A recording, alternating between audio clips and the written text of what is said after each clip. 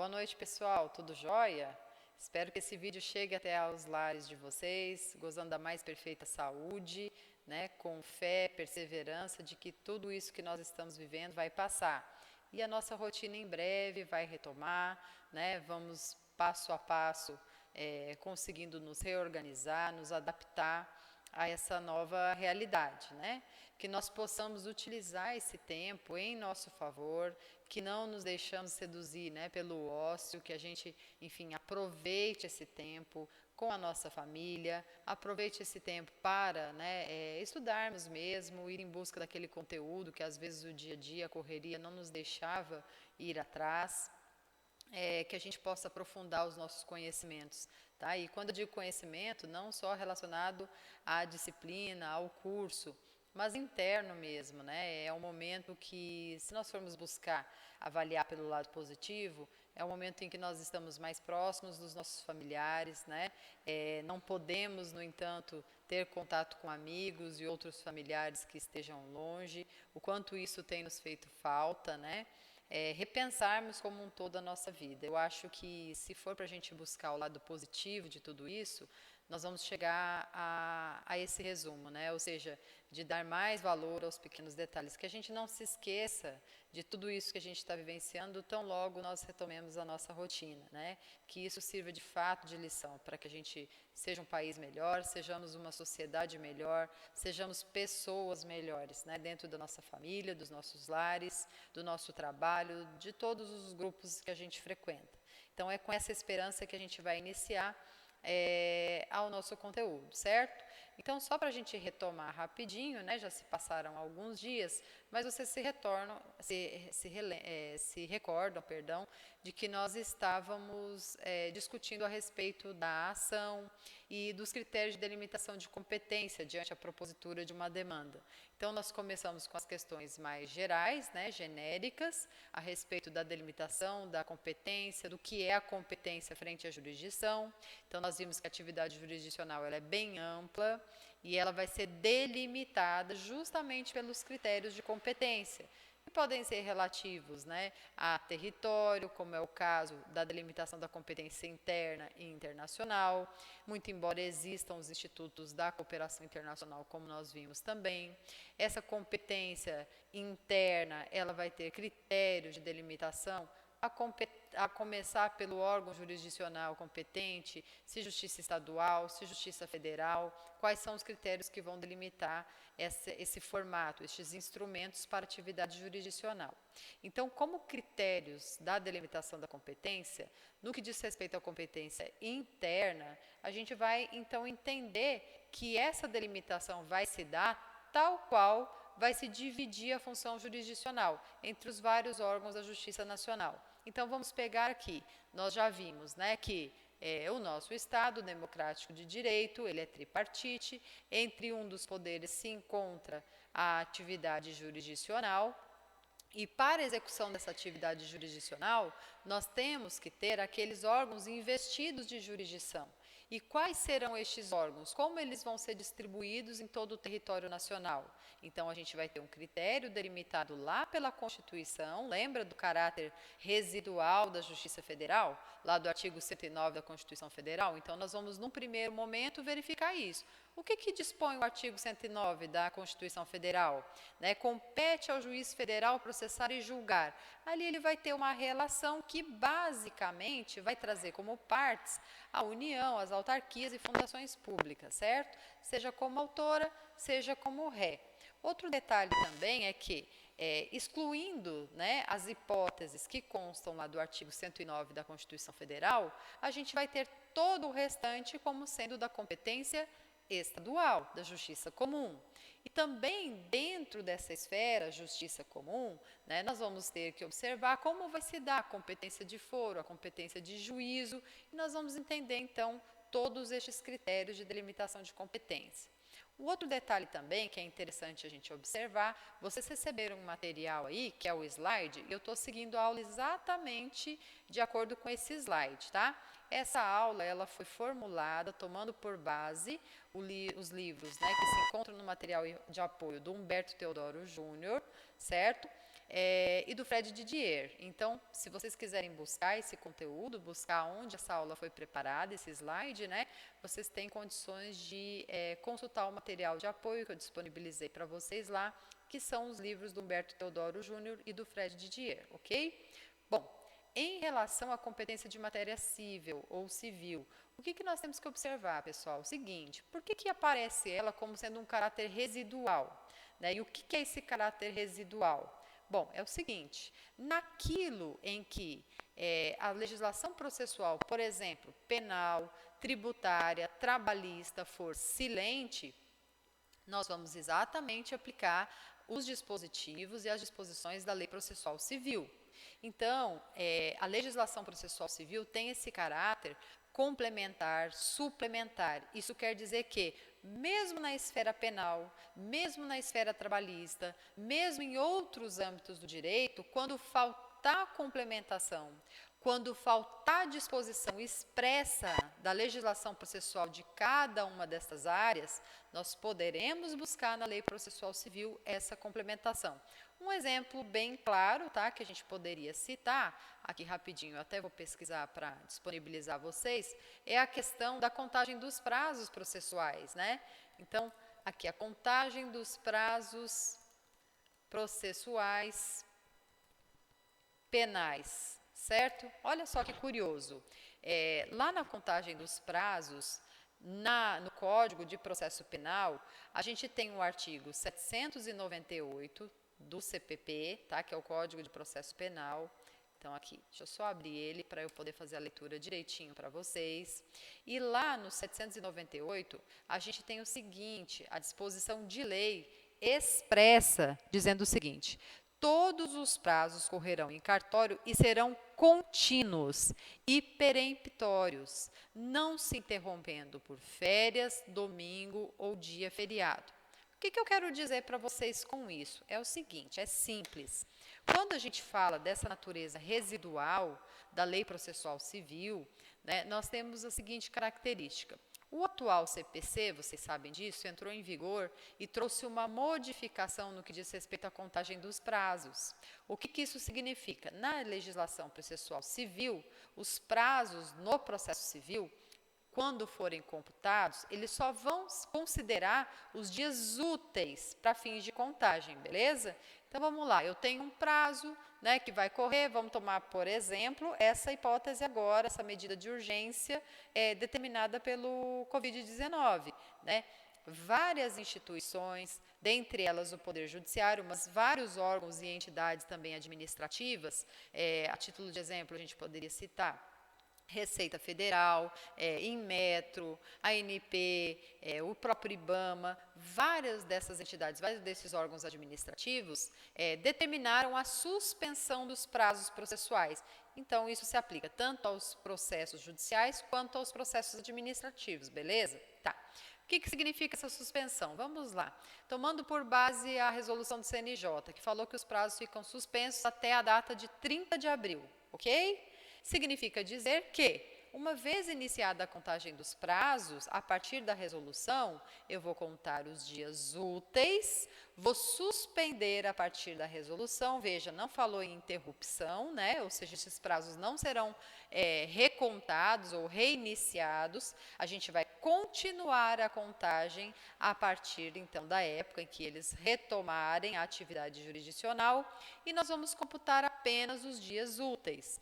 Então, a título de exemplo, nós temos aí um prazo que, excepcionalmente, teria início em uma quinta-feira, por exemplo, né? Então, iniciando na quinta-feira, eu contaria o próximo dia útil, que seria sexta-feira, não contaria sábado, não contaria domingo, voltaria a continuar a contagem do prazo a partir de segunda-feira, beleza? Isso é um segmento que a Lei Processual Civil prevê quanto à contagem dos prazos. Quando houve a reforma do CPC, houve um questionamento. Esse modelo de contagem de prazo vai se aplicar a todas as esferas, a todos os processos, dada a natureza residual, dada a natureza complementar da Lei Processual Civil? E aí nós temos a exemplo do artigo 798, como eu citei, lá do Código de Processo Penal, que em razão de disposição expressa, não tem aplicabilidade do CPC. Isso quer dizer que lá na Justiça Criminal, os prazos continuam sendo computados na forma corrida, não se aplica os dispositivos do Código Processual Civil. No entanto, na Justiça Trabalhista, nós vamos ter aplicabilidade do mesmo formato vigente na Lei Processual Civil, ou seja, só serão computados os dias úteis, tá? Isso seria aí uma ideia para que vocês entendam essa natureza residual. O mesmo vai se dar em relação à competência, tá? Bom, os critérios para a delimitação da competência interna são basicamente distribuídos em 3, que são os critérios objetivo, funcional e territorial.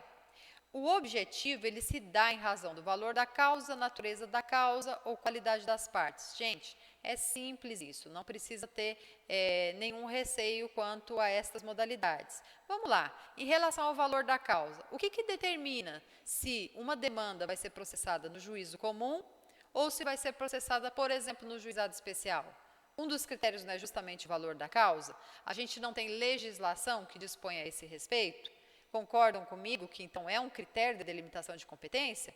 Vamos lá. Se eu tenho uma causa que não é complexa e que o valor da causa não ultrapassa, por exemplo, 40 salários mínimos, onde essa causa vai tramitar? Onde essa demanda, essa ação poderá ser promovida? Perante o juizado especial civil, concordam? Outro critério também objetivo. Em relação à qualidade das partes, é um critério também de delimitação de competência. Como assim? Vamos lá. Se eu tenho uma demanda, em face da União, por exemplo, concordam comigo que, ainda que ela seja ré, a competência para processar e julgar essas demandas é da Justiça Federal. E se eu for réu numa ação promovida pelo Estado, pelo município ou pela própria União, onde que essa demanda ela deverá ser proposta? A lei diz que ela deverá ser proposta no domicílio em que eu residi. Por quê? Há uma relação de hipossuficiência aí. Então, a qualidade da parte, ela vai interferir também no critério de delimitação de competência. Por exemplo, essa ação ela é promovida contra um menor, em face de um menor, ela é promovida por um incapaz. Então, a qualidade das partes também será um critério que deverá ser observado, certo? Como um critério de delimitação de competência. Outro critério é o funcional. Ora, o que significa isso? Ele atende às normas que regulam as atribuições dos diversos órgãos e de seus componentes. Então, como devem funcionar, qual é a competência originária, primeira instância, juízo de primeiro grau? Não, é segunda instância, é juízo de segundo grau. Como se dá a competência recursal? A competência recursal vai ser a mesma competência do juiz da causa, A competência da execução vai ser a mesma competência do juiz da causa. Então, tudo isso, todos estes elementos, são critérios que também vão influenciar na delimitação da competência, ok? Outro detalhe também, com critério territorial. Aí, nós vamos levar em consideração a competência de foro, ou seja, a delimitação de território. Então, a comarca de Palmas, até onde vai haver a atuação jurisdicional do juiz investido de jurisdição na comarca de Palmas. Então, envolve Palmas, e os distritos. Lá, a questão que eu já até citei como exemplo a vocês, Novo Acordo. A comarca de Novo Acordo não é só a cidade de Novo Acordo, envolve também a cidade de Lizarda, São Félix, Lagoa do Tocantins. Então, estes critérios territoriais de delimitação da competência, o formato como a jurisdição vai ser ajustada, isso compete ao próprio Tribunal de Justiça do Estado e à lei federal, assim dispor em relação à competência das justiças federais, como vão se distribuir as sessões judiciárias. A gente já viu isso em sala, já abrimos lá o site, vocês viram que, por exemplo, as sessões judiciárias, elas são distribuídas entre primeira a quinta região, e que vai envolver justamente os estados do Norte, Centro-Oeste, Distrito Federal, região Sul, região Sudeste. Então, estes critérios também serão critérios que vão delimitar a competência, ok? Bom, outro detalhe que a gente deve se recordar, pessoal, competência absoluta e relativa. Absoluta é a competência que não pode ser prorrogada, ela não pode ser modificada. Quais são os critérios que, em regra, dizem respeito à competência absoluta? Em razão da matéria, em razão da pessoa, em razão da função. Essa é a regra. E a relativa, ao contrário, é aquela que permite prorrogação, que admite modificação. Basicamente, as duas têm uma diferença aí bastante significativa. As hipóteses de competência absoluta são aquelas que levam em consideração um interesse de natureza pública, e a competência, quando relativa, vai sobrepor o interesse do particular. Um exemplo bem simples que a gente pode citar, por exemplo, numa demanda, né, em que tenhamos um acidente de trânsito, por exemplo. Veja, a quem interessa, né, ser ressarcido, por exemplo, pelos danos sofridos? Há um interesse mínimo aí da justiça pública no sentido de composição da lide, né? Mas há um interesse maior, mais relevante da pessoa que sofreu o dano.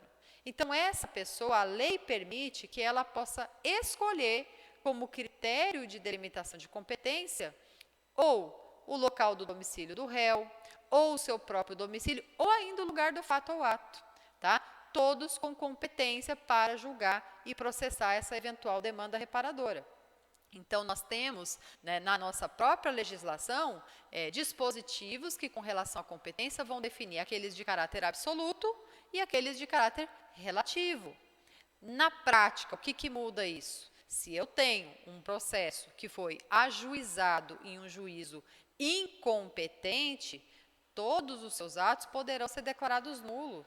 E caso não tenha sido declarado nulo, mesmo havendo uma sentença que transitou em julgado, admite posteriormente se discutir o mérito da questão por meio de uma ação rescisória. Já no caso da competência relativa, se não houver oposição em relação ao juízo para o qual foi distribuída a demanda, vai haver o que a gente chama de prorrogação. E uma vez prorrogada a competência, não há mais o que se discutir, nem mesmo seria o caso, por exemplo, de se promover uma ação rescisória. Não havendo oposição das partes, então a competência segue delimitada, segue por prorrogação. Temos ainda, quanto à divisão dessa competência, a competência delimitada, né, como sendo comum ou geral, que é aquela que se define de forma simples, como tendo por regra, padrão, o domicílio do réu, tá? Então, nós temos uma regra geral no nosso sistema, que é a de que quem promove uma ação, né, compete a ele o ônus da movimentação do judiciário. Não é à toa que nós temos, né, as custas, as taxas judiciais, que somente em caráter excepcional a parte se livra desse pagamento, né, quando ela consegue comprovar, por exemplo, que é pobre na forma da lei, que não tem condições de arcar com este ônus sem prejuízo próprio da família. Outro ponto, que é regra geral, compete ao autor provar aquilo que ele alega, né? Se nós estivermos tratando de um litígio, a ele compete dar provas de que a resistência do outro em dar o direito, ela é infundada. E ainda que temos também a questão da competência como regra geral. Se eu quero promover uma ação, em regra geral, né? Compete a mim, então, promover no local do domicílio do réu, ok? Então, diante dessa regra geral, nós temos o artigo 46, que diz o seguinte: a ação fundada em direito pessoal ou em direito real sobre bens móveis, tá? Anotem aí a questão de ser bens móveis, porque sendo bens imóveis, a regra vai ser outra, ok? Mas, diante destas hipóteses, nós temos que a competência em regra será do domicílio do réu. E aqui há a possibilidade de algumas divergências em relação ao domicílio. O que é domicílio de uma forma geral, uma forma bem simples? É o local onde a pessoa perfaz a sua residência, com habitualidade. Confere? Tá, e digamos que essa pessoa tenha mais de um domicílio. O próprio artigo 46 define. Tendo mais de um domicílio, o réu será demandado no foro de qualquer deles. Ou ainda o parágrafo 2º, sendo incerto ou desconhecido o domicílio, o réu pode ser demandado onde for encontrado, ou no domicílio do autor. Parágrafo 3º, se o réu, né, ou quando o réu não tiver domicílio ou residência no Brasil e a ação for proposta, né, no foro do domicílio do autor, e se também esse residir fora do Brasil, a ação pode ser promovida em qualquer foro, em qualquer competência.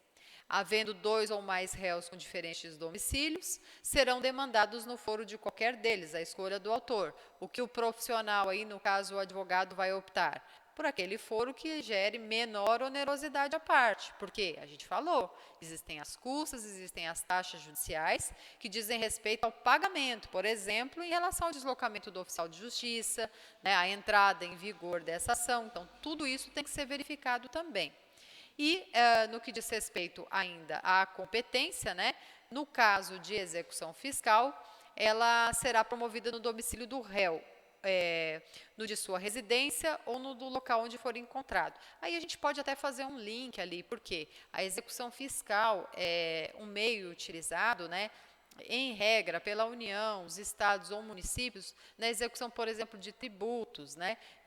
Então, como eles acabam sendo parte, né, como autores, tanto a União, ou estado, ou municípios, acaba que a gente vai utilizar a regra geral que, sendo autores, né, tanto a União quanto os estados e municípios, a ação será demandada sempre no domicílio do réu, tá?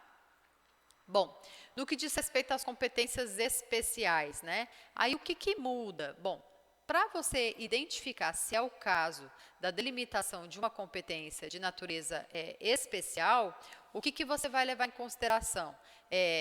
Quem são as partes envolvidas, né? Qual é o objeto do litígio, o objeto da causa? Qual o valor da causa? Então, são critérios, ou em relação à matéria, por exemplo, que você vai utilizar como peculiares para delimitar essa competência. E aí nós temos o artigo 47 até o 53, que vai pontuar justamente caso a caso, e vocês vão observar que pela própria natureza da causa se justifica essa especialidade ou estes critérios especiais. Então, olha só o que o artigo 47 menciona, que para as ações fundadas em direito real sobre imóveis, olha só a diferença lá já do 46, né? Então, sobre bens imóveis, a título de regra, qual é o juízo competente? O foro da situação da coisa, certo?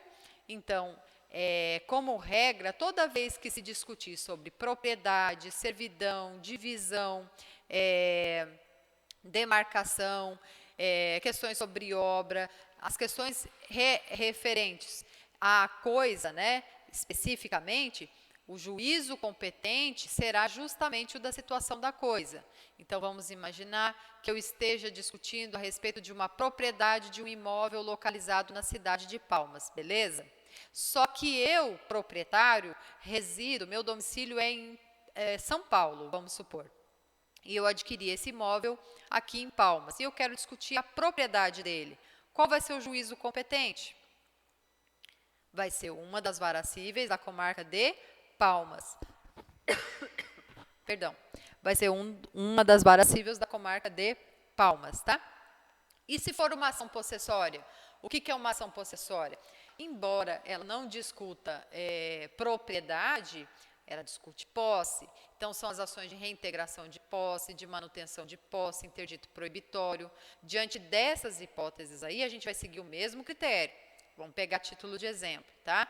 Eu tenho um imóvel, lembra que eu moro lá em São Paulo, que eu sou domiciliada em São Paulo, mas eu tenho um imóvel em Palmas. E alguém invadiu esse imóvel, certo? E eu quero discutir essa posse, eu quero reivindicar essa posse por meio de uma ação de reintegração de posse. Aonde que eu vou promover essa ação? A lei determina que será no local da situação da coisa, ou seja, o juízo competente para essa ação de reintegração de posse seria o juízo da comarca de Palmas, tá? Uma das varas cíveis. Compreendido, pessoal? Esse é um critério, então, especial de delimitação da competência. Outro ponto, a questão da abertura da sucessão. Então, com relação à abertura da sucessão, a gente tem uma regra geral. Essa regra geral, tanto ela é estabelecida pela legislação civil, no que diz respeito à sucessão, quanto em relação à legislação processual. Então, no caso da abertura da sucessão, primeiro ponto, né? Quando que é a abertura da sucessão? Quando ela se dá? Qual é a condição para a abertura da sucessão? Morte. Alguém morreu, ok? Bom, onde essa pessoa morreu? Isso, para o processo sucessório, por exemplo, a abertura do inventário, é irrelevante. Vamos tomar por base essa situação infeliz, né, que nós estamos vivenciando. Imagina o seguinte, que o seu João, ele estava em tratamento de saúde na cidade de Goiânia. No entanto, o seu João é residente e domiciliado em Palmas, beleza? Estando lá em Goiânia, fazendo um tratamento médico, ele acaba contraindo o vírus da Covid-19. Está lá com coronavírus, o coitado do seu João. E em razão de complicações, dado o histórico de saúde dele, ele acaba falecendo na cidade de Goiânia. Veja, o local da morte dele é Goiânia. No entanto, como a gente acabou de falar, o domicílio dele é Palmas. Qual vai ser o juízo competente para a abertura do inventário? Resposta. Olha o artigo 48 aí do CPC. O foro de domicílio do autor da herança. Quem é o autor da herança? É o morto, tá? Pessoa que morreu. No Brasil, é o competente para o inventário, a partilha, a arrecadação, cumprimento de disposição de última vontade, que seriam os testamentos, impugnação ou anulação de partilha extrajudicial e para todas as ações em que o espólio for réu, ainda que o óbito tenha ocorrido no estrangeiro. Então, como regra geral, a gente vai utilizar como critério de delimitação da competência o juízo do domicílio, do último domicílio, melhor colocando, do autor da herança, ou seja, da pessoa falecida. Beleza? Tudo certinho aí, pessoal? Estão conseguindo acompanhar? Tá chato? Já bocejaram? É assim mesmo, tá? Mas, enfim, vamos tentando aqui nos adaptar a essa nossa realidade. Outro ponto, a questão da ausência, Se recordam quem é o ausente? Acompanhe aí no Código Civil, pessoal. Lembra, o ausente é aquela pessoa que desapareceu. A nossa legislação civil, ela prevê duas possibilidades de morte. Lembra disso? A morte real e a morte presumida. A morte real é aquele exemplo que eu acabei de citar do seu João, que ele faleceu em razão de complicações, pelo seu histórico de saúde e em razão de ter contraído o Covid-19. Agora, o ausente é uma outra hipótese em que pode ser aberta a sucessão diante de uma sentença declaratória de ausência, alguém que sumiu, evaporou, aquela historinha que a gente já conversou, foi na esquina comprar cigarro, comprar pão e simplesmente desapareceu. Então, diante dessa hipótese, sendo possível a abertura da sucessão provisória e posteriormente, inclusive, ser definida a sucessão, a competência, o juízo competente, será o foro de seu último domicílio. Então, o seu João, residente domiciliado na comarca de Palmas, foi até o supermercado X para fazer compras e abastecer a sua residência em razão do plano de emergência dado pelo Covid-19 e simplesmente desapareceu, tá? E aí vamos imaginar que daqui a um ano continua desaparecido sem qualquer notícia sua. Então, diante da abertura da administração provisória, da arrecadação provisória do patrimônio, posteriormente será possível a abertura da sucessão. Seria uma hipótese aí de declarar-se a morte presumida, tá? Então, o juízo competente neste caso segue a mesma linha da sucessão em definitivo, ou seja, o último domicílio do ausente, ok? Outra hipótese, que fica bem clara, essa delimitação aí da competência especial. Veja, quem é a figura aqui? A ação em que o incapaz for réu será proposta no foro de domicílio de seu representante ou assistente. Esse incapaz, pessoal, pode ser o incapaz tanto em razão da idade, por exemplo, uma criança, um adolescente, quanto aquele indivíduo que for acometido de uma grave enfermidade e que tenha sido declarado incapaz, tá? Nós sabemos que, em razão do Estatuto da Pessoa com Deficiência, não é qualquer enfermidade que pode levar à interpretação de que o sujeito é incapaz. É necessário um processo específico, como os casos de interdição, que vão declarar a incapacidade da pessoa maior quando acometida por alguma grave enfermidade, tá certo? Pode ser uma enfermidade dado a sua total incapacidade de discernimento. Bom, aí fala o seguinte, que diante dessas hipóteses, o que vai ser levado em consideração vai ser o domicílio do representante ou do assistente. Qual é a diferença aqui, pessoal? É simples. Se a pessoa for menor ou for absolutamente incapaz, em razão inclusive de uma grave enfermidade, essa pessoa ela será representada, Quem pode figurar como representante? No caso do menor, pode ser o seu próprio genitor, os pais, pode ser o tutor. No caso da pessoa cometida com uma grave enfermidade, sendo maior, nós teremos aí o Instituto da Curatela, portanto, o curador será o seu representante. E se essa pessoa, no entanto, não for absolutamente incapaz, ela for relativamente incapaz, então daí nós não teremos representante, nós teremos o assistente, tá? Para quem quiser dar uma lida a esse respeito, vai lá nos artigos 70, 71 do Código de Processo Civil. Nós ainda vamos tomar essa disciplina. Perdão. Bom, aqui um pouco do que a gente comentava antes, né? Os artigos 51 e 52. Com relação à competência quando nós estivermos no polo ativo ou passivo, União, Estados ou município. Vamos só trabalhar aqui uma diferença. Veja, se nós estivermos falando de União, em regra, o juízo competente será de uma das seções judiciárias, né, da Justiça Federal, certo? Quando nós tivermos união, autarquias, fundações públicas. E quando nós tivermos no polo ativo ou no polo passivo, estados ou municípios ou Distrito Federal, então a competência será da Justiça Estadual, tá? Só um pouquinho, professor, o que é polo ativo e polo passivo? Simples. Se eu tenho um litígio onde eu tenho uma figura que é o autor e uma figura que é o réu, o autor vai ser o polo ativo, o réu vai ser o polo passivo. Então, sempre que você tiver ou no polo ativo ou no polo passivo, figurando União, Estados, Distrito Federal ou municípios, primeiro, você vai delimitar se é competência federal ou estadual. Segundo, você vai lembrar dos dispositivos lá 51 e 52, que dizem o seguinte: se a autora for a União, ou estados, ou Distrito Federal ou municípios, o domicílio, né, a ação será promovida no domicílio do réu.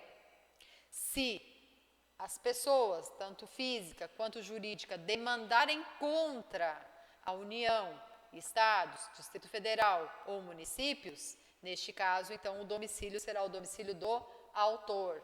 Por quê? É uma questão simples de hipossuficiência. Então, quem é a parte mais fraca nessa relação? Se nós pegarmos o João e pegarmos o estado do Tocantins, é o seu João, né?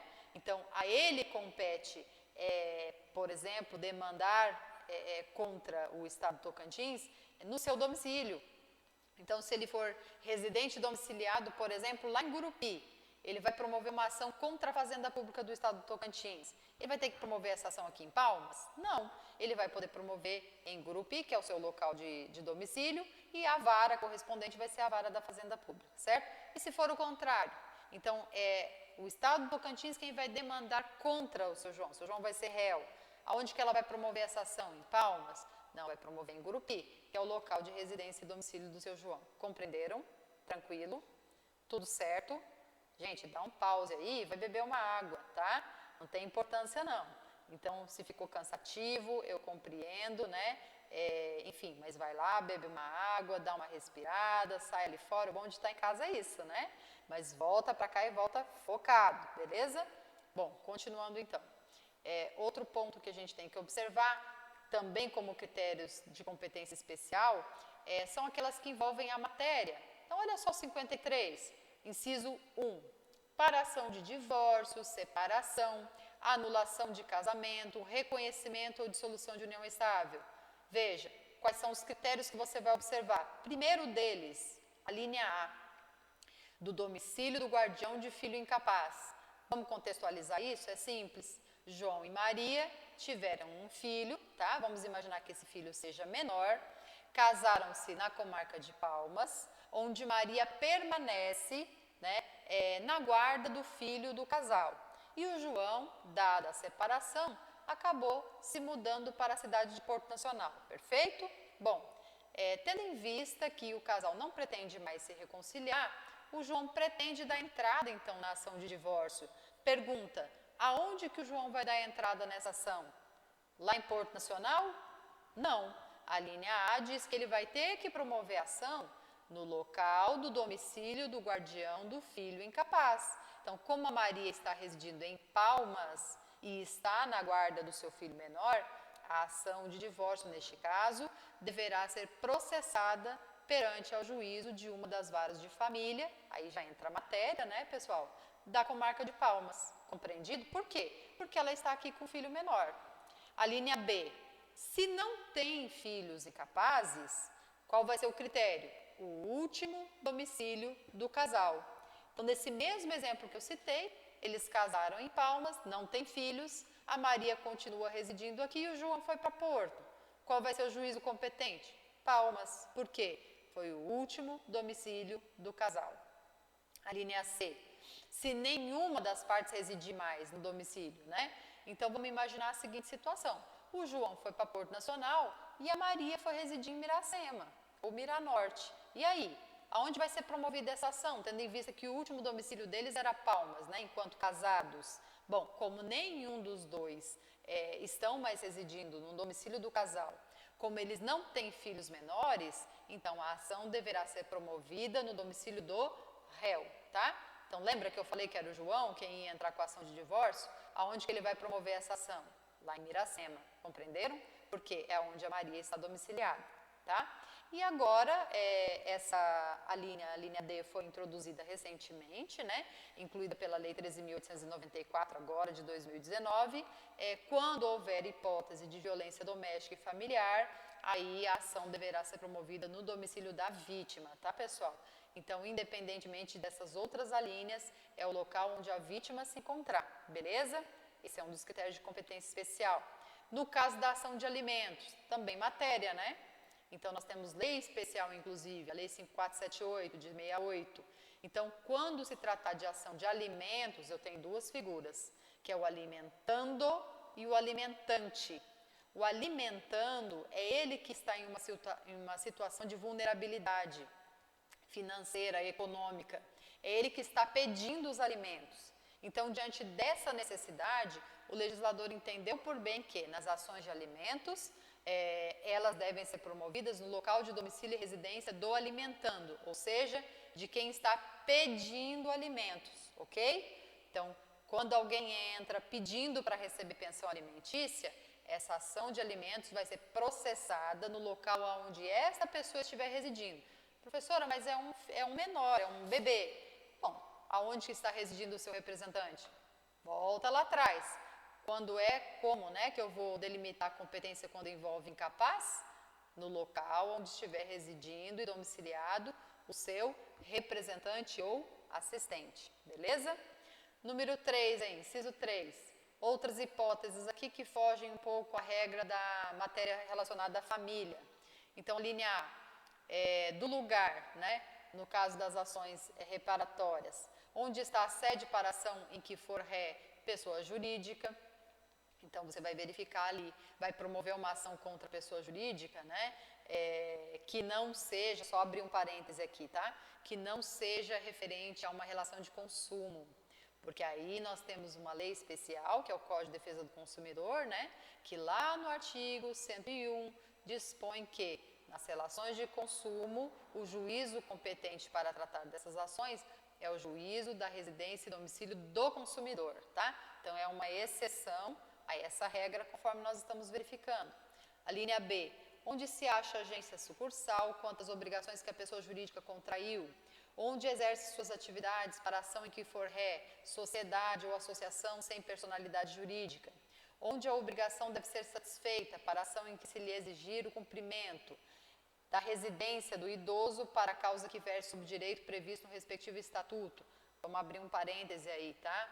Um idoso, ele tem, né, um critério de processamento e procedimentos especiais no que tange aos seus direitos e garantias, tá? Então, todas as demandas em que houver interesse do idoso, a regra geral diz que a competência para a tramitação destes processos, para processamento dessas ações, será no seu local de residência e domicílio. A linha F, da sede da serventia notarial ou de registro para ação de reparação de dano por ato praticado em razão do ofício. E inciso 4, do lugar do ato ou fato para ação de reparação de danos em que for réu, administrador ou gestor de negócios alheios. Inciso 5º, do domicílio do autor ou do local do fato para ação de reparação de dano sofrido em razão de delito de acidente de veículos, inclusive aeronaves. Aquele exemplo lá que eu falei sobre a hipótese, né, de prorrogação de competência relativa. Eu citei justamente o exemplo de um caso de acidente de trânsito. Então, aqui eu sofri o acidente na cidade de Palmas, mas eu resido, por exemplo, em Porto Nacional. Eu posso optar em promover a ação aqui em Palmas ou em Porto Nacional. E aí vão ser levados em consideração vários fatores, né? Especialmente aqueles que gerem menor onerosidade à parte solicitante, à parte que já sofreu o dano. Tranquilo? Bom, há possibilidade de cumulatividade de juízos competentes. Que significa isso? Gente, é bem simples. Vamos aqui em Palmas, tá? Quantas varas de família e sucessões nós temos em Palmas? Para vocês terem uma ideia, nós temos aqui 3 varas de família e sucessões. Concordam comigo que todas essas varas, elas, para as questões que envolvam família e sucessões, elas são competentes ao mesmo tempo, simultaneamente? Como que eu vou resolver uma hipótese como essa, da cumulatividade de juízos competentes? Tranquilo, simples, ou seja, por distribuição. Então, você promoveu uma demanda, inseriu no sistema, lá no sistema EPROC, para quem for distribuído, está ok, pode ser o seu processo distribuído para a primeira, para a segunda, para a terceira, o critério é aleatório, tá? Porque todos os juízos são igualmente competentes. Essa competência por distribuição, ela vai gerar como consequência um fenômeno que a gente chama de prevenção. O que quer dizer isso? Bom, então imagine esse mesmo exemplo que eu citei. 3 varas de família, concomitantemente, simultaneamente, todas, né, preparadas para receber as demandas que giram em torno de família aqui na cidade de Palmas. Mas o meu processo, a ação de divórcio, foi distribuída para a primeira vara de família, um exemplo, tá? Bom, no decorrer deste processo, surge uma outra questão. Surge uma questão, por exemplo, relativa a uma alienação parental ou uma dilapidação de patrimônio. Aonde eu vou promover essa ação? Bom, a partir de então, esse juízo da primeira vara de família, ele se torna prevento, prioritário, tá? Em relação às demais, para receber tudo aquilo que tenha relação com a ação principal, tá? Então, nesse sentido, uma vez distribuída a competência, aquele juízo competente, ele se torna prevento, né? Ou seja, todas as outras questões que forem conexas, que estiverem contidas no mesmo conteúdo, todas elas vão ser puxadas para esse juízo e também provoca um outro fenômeno chamado perpetuatio jurisdictionis. O que significa isso? Que essa jurisdição, ela vai ser perpetuada até o final do processo. Então, uma vez havendo a distribuição para a primeira vara de família, se tornando a primeira vara de família o juízo competente para julgar o divórcio, por exemplo, do João e da Maria, é esse juízo que será competente até o final do processo, até eventualmente uma fase de execução, tá? Então, uma vez distribuída a competência, não havendo oposição, não sendo o caso de incompetência absoluta, ela, uma vez firmada, será a única competência a qual nós devemos tratar até o final do processo, tá? Bom, como vimos, né, a competência em razão da matéria, ela leva em relação à matéria em litígio, como a gente colocou. É um divórcio? Qual vai ser a matéria? Cível, né? É uma questão relativa a contrato, a obrigações, no caso da distribuição, se o juízo assim permitir, né? De existirem varas de família, varas cíveis, né? Ou seja, varas da fazenda. Então, você consegue distribuir isso em relação à matéria. Vamos lá, é um divórcio, para qual juízo vai ser distribuído? Juízo de família. É uma questão relativa a obrigações, a contratos, né? Sem relação familiar, vai ser distribuído ao juízo cível. É uma questão que envolve Estado, que envolve município. É o cumprimento de uma obrigação, mas, no entanto, tem a questão da pessoa. Então, vai ser distribuído lá para a vara da Fazenda Pública. Então, você vai utilizar a matéria como, vamos colocar assim, um pontapé inicial para determinar a competência. E aí você vai delimitando, né, de acordo com a natureza da causa, a matéria e a esfera, se é justiça federal ou justiça local, tá? No que diz respeito, pessoal, à competência funcional, que é uma modalidade de competência absoluta, aí você vai observar o seguinte: essa competência funcional tem a ver com os procedimentos, né, que forem realizados, as fases procedimentais do processo, os graus de jurisdição, o objeto do juízo. Então, justamente a classificação é, primeiro, em relação às fases do procedimento. Vamos lá. Hoje, uma das possibilidades de execução, sem ser a natureza autônoma, é a execução de título executivo judicial. O que é isso? Vamos supor que eu promovi uma ação de cobrança, né, do João. E aí foi realizada a audiência, eu juntei provas e consegui comprovar que o João me deve determinada quantia, que não existia nenhum título executivo extrajudicial para poder cobrar, tá?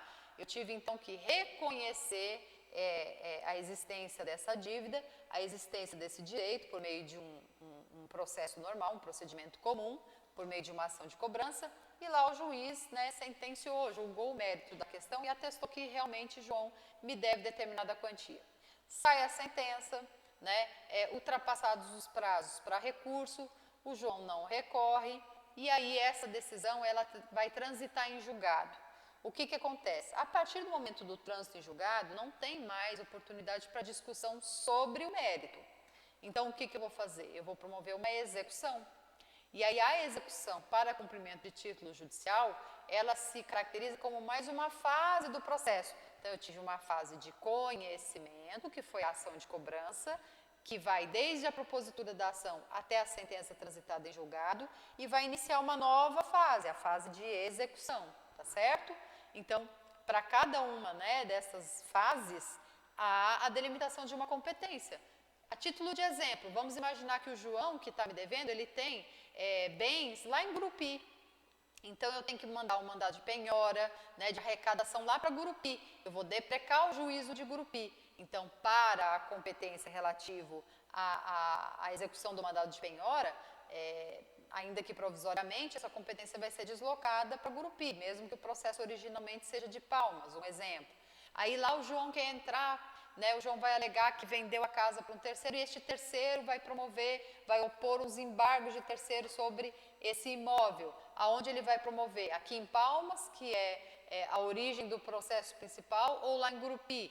A lei determina que lá em Gurupi. Então, essa competência ela vai ser delimitada conforme a fase. Uma coisa foi a fase de conhecimento de instrução que transcorreu em Palmas. Outra coisa pode ser a fase de execução, em que excepcionalmente haja bens, hajam atos processuais que serão cumpridos em outras comarcas, em outras jurisdições, tá?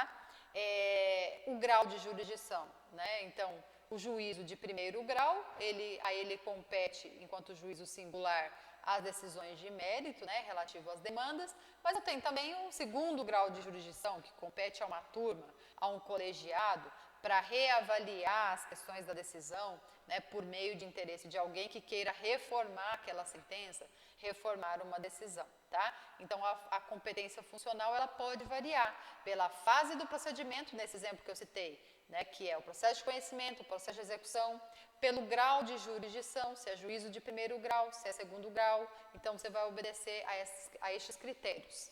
Temos também a competência territorial, né, que vai levar em consideração as diversas comarcas, né, as competências de foro, que serão distribuídas em competências de juízo, né, onde eu posso ter, como nós colocamos, vários juízos competentes, várias varas cíveis, várias varas de família e assim por diante, tá?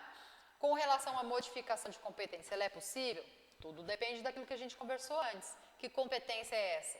Se é uma competência absoluta, regra, não pode ser modificada.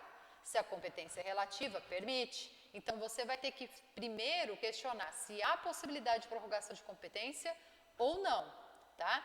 Quando há prorrogação de competência nas hipóteses em que nós tivermos a competência relativa, tá? Que diz respeito a território e a valor da causa. E quando nós tivermos competência absoluta, essa modificação não é possível. Quando possível a prorrogação, ela pode se dar de duas formas, ou nas hipóteses legais ou nas hipóteses de prorrogação voluntária, tá? Na hipótese de prorrogação legal, são os artigos 54 e 55, que vão dizer o seguinte, que basicamente pode haver modificação de competência nas situações de conexão e situação de continência. Então, quando que uma ação é considerada conexa? Olha lá o 55. Reputam-se conexas duas ou mais ações quando lhes for comum o pedido ou a causa de pedir. Então, eu posso ter diferentes partes que estão pedindo a mesma coisa. e que a causa de pedir, a origem deste pedido é a mesma. Então, quando houver conexão, qual vai ser o juízo competente? Aquele juízo que se tornou prevento, o que primeiro tomou conhecimento do caso. Ele vai puxar a competência de todas as outras partes, de todas as outras ações que tenham o mesmo pedido e a mesma causa de pedir. E a continência? A continência é aquela ideia de uma coisa estar contida na outra. Olha só, o 56 traz ali o conceito, digamos assim, de continência. Dá-se continência entre duas ou mais ações quando houver identidade quanto às partes e a causa de pedir, mas o pedido de uma, por ser mais amplo, abrange todos os demais. Então, aí acaba que esse mais amplo vai puxar a competência para julgar todas as ações que também dizem respeito à mesma causa de pedir, têm as mesmas partes, mas que um pedido é mais amplo. Então, vai acabar puxando a competência para todos os demais, tá? E no caso da hipótese de prorrogação ou modificação, uma das hipóteses está prevista ali, a título de exemplo, no artigo 63, em que diz o seguinte: as partes podem modificar a competência em razão do valor e do território, elegendo o foro onde será proposta a ação, oriundo de direitos e obrigações. Um caso bem simples para a gente interpretar é a confecção de contratos, tá? Então, num contrato de compra e venda, num contrato que vai gerar obrigação entre as partes, as próprias partes podem definirem no contrato a eleição do foro.